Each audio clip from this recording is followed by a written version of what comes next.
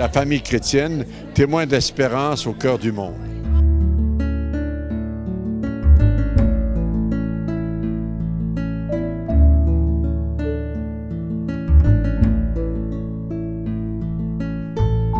D'abord, la famille chrétienne doit être dans le monde un lieu de communion et de partage, un lieu où la vie est donnée, reçue, partagée. Donc, la famille chrétienne, qui est basée sur le baptême et sur le sacrement de mariage, a apporté au monde cette contribution du développement d'une culture de la vie et une culture, je dirais, une civilisation de l'amour. Dans un contexte aussi où il y a un fossé entre les générations, la famille chrétienne a un rôle à apporter pour réduire ce fossé et aller chercher dans les générations des aînés leur sagesse, leur expérience, puis aller chercher dans les jeunes générations, je dirais, leur dynamisme, leur sens de créativité. Au lieu de toujours se regarder et de s'opposer, il faut travailler ensemble. Et la famille chrétienne, qui est composée pas uniquement du père, de la mère et des enfants, mais moi je vois la famille chrétienne comme un ensemble beaucoup plus vaste. Grands-parents, cousins, cousines, et donc elle peut apporter beaucoup à notre société qui est trop centrée sur le me, myself and I, sur le je, alors qu'il faut un nous de partage, de solidarité et d'entraide. À la base, c'est la famille qui donne les enfants, puis les enfants, c'est le signe d'espérance dans notre société. Puis, comme chrétiens, on est appelé justement aussi à témoigner la joie, l'amour, le bonheur de l'Évangile, de vivre ensemble. D'abord, pour être témoin de l'amour, témoin de la joie, c'est d'abord dans les petites choses, c'est avec mes enfants, avec mon épouse, que c'est là où je suis appelé en premier à aimer. Puis c'est ensuite que ça rayonne sur les autres. Puis la famille, en même temps, elle a un rôle à jouer dans la société. Elle peut s'impliquer dans les activités, que ce soit quand les enfants vont à l'école, les activités scolaires, ça peut être au niveau de la municipalité.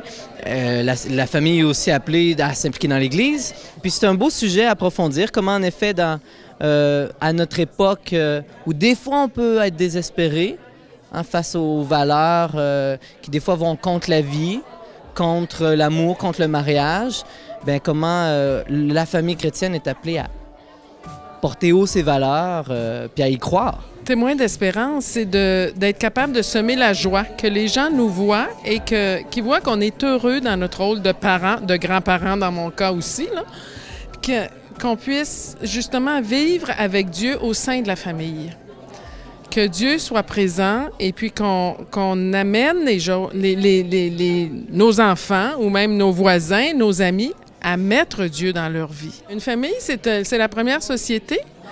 Puis l'unité de vie qu'on a dans la famille, de mettre Dieu au sein de la famille, que les gens, les enfants entre eux soient solidaires, se rendent des services, s'intéressent les uns les autres avec nos différences. Chez nous, on est mari et femme depuis 35 ans, mais 4 enfants. Mais c'est quatre caractères différents, mais qui soient capables de s'intéresser à l'autre malgré leurs différences, puis d'être capables de cheminer ensemble. Quand les gens voient l'unité qu'on peut avoir, la joie qu'on peut avoir d'être ensemble, d'avoir des projets ensemble, je pense que c'est ce qui est... Moi, je trouve que ce qui est très important dans les familles, c'est d'avoir des projets. Puis il ne s'agit pas comme projet de faire un voyage, c'est très agréable. Des petits projets familiaux. Les gens voient ça et disent « Comment vous faites? » Bien, c'est parce que c'est l'intérêt qu'on a les uns sur les autres. C'est des expériences qu'on veut vivre ensemble, puis de s'aimer mutuellement. Je pense que c'est ça qui est important.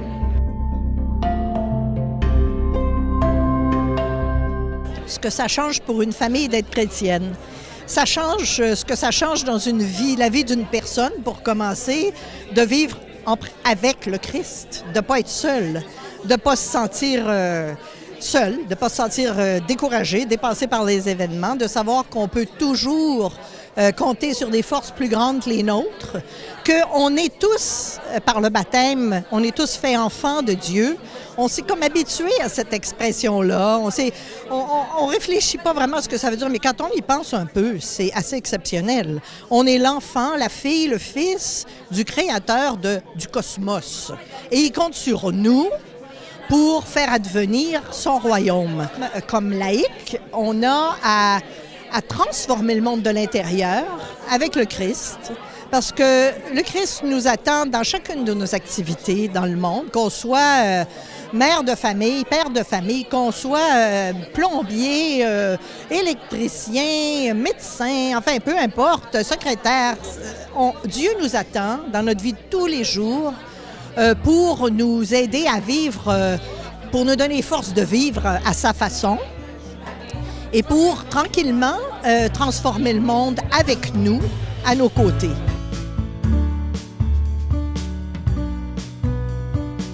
Des grosses responsabilités, mais la responsabilité première est sur Dieu. Faut pas l'oublier, c'est Dieu qui porte, c'est lui qui nous a donné ces enfants-là. Ça veut dire qu'il est là pour eux, hein, d'abord. Puis nous, bien sûr, il nous confie aussi ces enfants-là. On a bien sûr en effet des responsabilités, puis on a donné le meilleur qu'on peut. Je pense que la première chose, c'est d'aimer. Aimer. L'enfant qui se sent pas aimé, il gardera pas sa foi. Si on l'éduque dans la foi, il voudra pas s'approprier la foi de ses parents. Quoique, il peut y avoir des miracles. Hein. Dans mon cas, c'est ce qui est arrivé dans ma vie. Et puis, chaque enfant doit être conduit à découvrir sa vocation. Si toutes les vocations sont belles, bien, il n'aura pas peur, peu importe la vocation à laquelle il est appelé. Il n'aura pas peur de décevoir ses parents. Non, toutes les vocations sont belles, puis on va l'aider à découvrir le désir que Dieu a mis dans son cœur. Dieu met en nous une vocation, il met ce désir-là en nous. Et ils ont cette tâche-là aussi d'aider leurs enfants à apprendre à aimer, à apprendre à se réaliser comme être humain. C'est sûr que pour les médias, il y a une incompréhension de comment la famille chrétienne pourrait être différente de toute autre bonne famille. Et chaque famille, qu'elle soit dans la foi en Jésus-Christ, dans la foi d'un autre Dieu ou en cheminement spirituel, en quête de sens, il y a quelque chose d'intrinsèquement bon dans la famille. Mais il y a, je pense, un témoignage. Si dans la vie, il y a des moments plus difficiles qui viennent, je crois qu'on est mieux outillé comme chrétien pour pouvoir le traverser. D'où l'importance d'être accompagné. Les familles, là, pas seules. Alors, avec d'autres familles, avec des prêtres, avec des religieuses, direction spirituelle, il y a plein de façons d'être accompagné comme famille. Il ne faut pas garder ça juste pour nous. On a des gens autour de nous, que ce soit dans notre famille, mais aussi notre grande famille d'Église, pour nous aider à traverser. Donc ça, là, comme famille chrétienne, évidemment, c'est pas montré peut-être clairement dans les médias tous les jours, mais je sais que tranquillement, puis de façon des fois insondable, ça fait son chemin. Je crois que après avoir parlé de la famille et ensuite prendre conscience comment la famille est menacée et par tellement de conflits et de questions difficiles, il est bon d'aider la famille chrétienne à assumer son rôle et en même temps de l'aider à apporter à la société dans laquelle nous vivons sa contribution unique.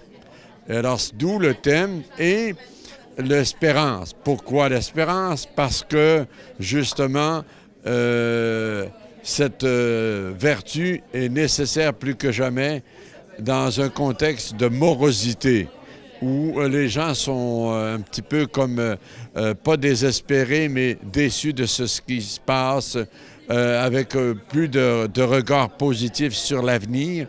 Alors, la famille chrétienne, témoin d'espérance, témoin de la possibilité de bâtir un avenir heureux et pour les jeunes, pour les enfants qui vont naître. D'où la nécessité de soutenir nos familles, et spécialement les familles qui traversent des crises, et les aider à bâtir sur ce que j'appelle le pilier de l'amour et le ciment de l'unité.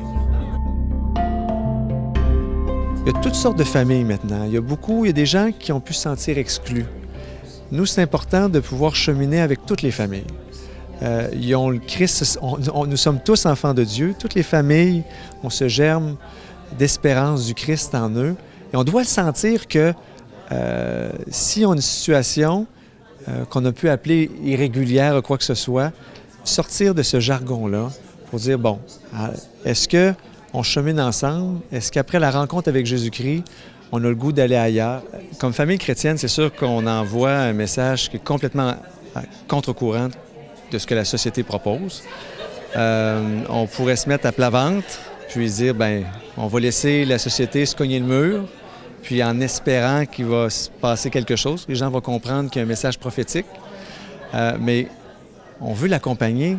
Les gens, on est ensemble.